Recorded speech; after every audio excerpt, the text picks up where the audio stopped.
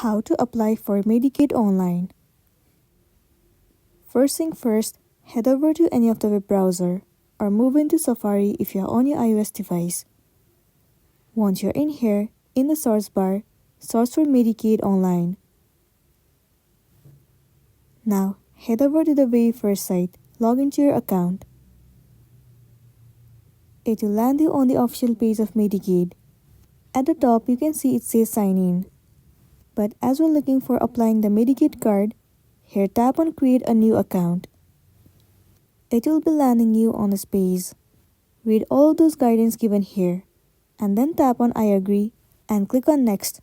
It will be landing you on this page. Now in order to apply for Medicaid card, first of all you have to enter your National Provider ID or the MedQuest ID.